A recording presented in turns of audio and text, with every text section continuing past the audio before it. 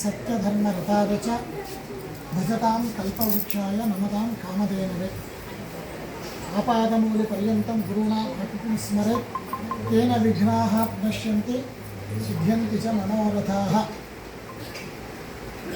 మొన్న టీకాచార్యుల వారి ఆరాధన అయింది. ఇప్పుడు రాఘవేంద్ర స్వాముల వారి యొక్క ఆరాధన వస్తుంది.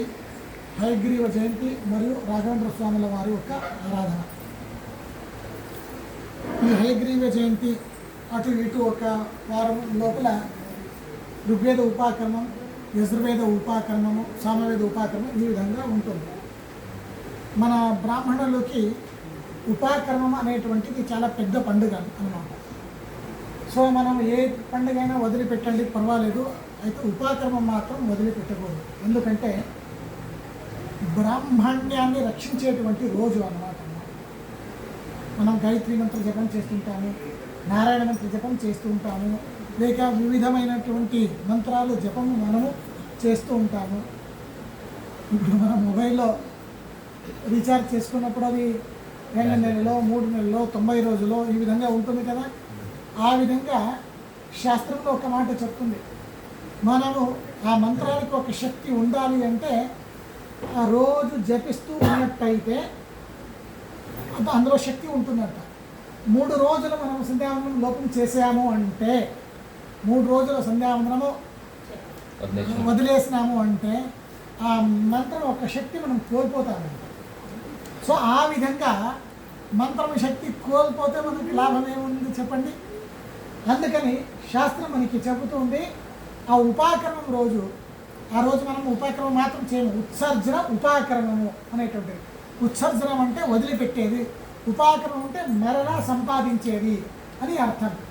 ఆ విధంగా ప్రస్తుతం అక్కడ సన్నిహితంలో ఉండేటువంటి ఎవరైతే గురువులు వారు ఉంటారో వాళ్ళ దగ్గర ఉపదేశించుకునేది గాయత్రి మంత్రం నుంచి ప్రారంభించుకొని ప్రతి ఒక్క మాటని మనం ఋగ్వేదము, యజుర్వేదము, సామవేదము ఈ విధమైనటువంటి మంత్రాన్ని ఉపదేశం పొందేది అనేటువంటిది. అంటే మంత్రాల యొక్క శక్తిని రీఛార్జ్ చేసుకునే ఒక విధంగా ఆ ఎగ్జాంపుల్ మనం ఇవ్వకూడదు, అది అవగాహన రావాలి కదా. అందుకని నేను ఆ ఎగ్జాంపుల్ నేను ఇస్తున్నాను.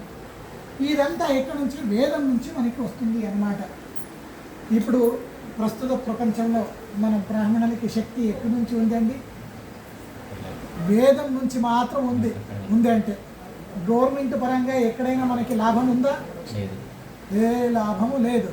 అయినా స్వావలంబనంగా బ్రాహ్మణుడు బతుకుతున్నాడు. ఎందుకంటే ఎందుకు ఈ విధంగా బ్రతుకుతున్నాడు అంటే మన పూర్వీకులంతా వేద మార్గాన్ని అవలంబించుకున్నారు.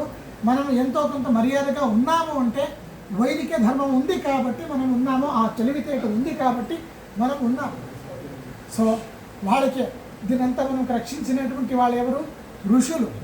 ఆ ఋషులకి ప్రతి ఉపకారంగా మనము ఉపాకరణ ప్రసంగంలో వాళ్ళని మనము పూజించేసేటువంటిది. ప్రాచీన కాలంలో ఋషులు ఉండేటువంటి వాళ్ళు. అయితే కలియుగం అయింది కాబట్టి అందరూ హిమాలయానికి వెళ్ళి అక్కడ తపస్సు చేస్తూ కూర్చున్నారు. అయితే కలికాలంలో మనకి అదే దేవతలే, అదే ఋషులే యతి రూపంగా మనకి ఇప్పుడు కనబడుతున్నారు. ఇప్పుడు మాధ్వ మఠంలో ఇది ప్రతి ఒక్క సంప్రదాయంలో, ఇక్కడ స్మారత సంప్రదాయంలో కానీ, శ్రీ వైష్ణవ సంప్రదాయంలో కానీ, లేక వేరే వాళ్ళ సంప్రదాయంలో కానీ వాళ్ళకి మార్గదర్శన ప్రకారంగా యతులు అంటే సన్యాసులు అనేటువంటి విధంగా ఉన్నారు. సన్యాసులు అన్నప్పటికీ 4 రకాలుగా ఉన్నాయి. ప్రస్తుతానికి నేను ఒక మాట నేను చెప్తున్నాను. సన్యాసులు అంటే ఆ సమాజానికి వాళ్ళు మార్గదర్శనం చేసేటువంటి వాళ్ళు ఆధ్యాత్మికంగా వాళ్ళు అక్కడ. అందులో మనము ఇప్పుడు వేరే వాళ్ళది తక్కువ అని నేను చెప్పను, మనదైతే ఎక్సలెంట్ అనేటువంటిది నేను చెప్తాను. మనదైతే అద్భుతంగా. ఇప్పుడు వేరే వాళ్ళది తక్కువ అని చెప్పే దాంట్లో మనకి ఇంటెన్షన్ లేదు. మనది అద్భుతమైనటువంటిది, ఎందుకంటే ప్రాక్టికల్గా ఉండేటువంటిది. ఆ ఆచార్యుల ఒక సంప్రదాయం మనకి ఉంది. ఆ దాంట్లో ఇక్కడ ఉడిపిలో కానీ, ఇక్కడ మన ఉత్తరాది మఠం కానీ, రాఘవేంద్ర మఠం కానీ, వ్యాసరాయ మఠం కానీ, లేక శ్రీపాదరాజ మఠం కానీ, లేక మిగతా శాఖోపశాఖ మఠాలు ఏవైతే ఉన్నాయో ఆ మఠానికి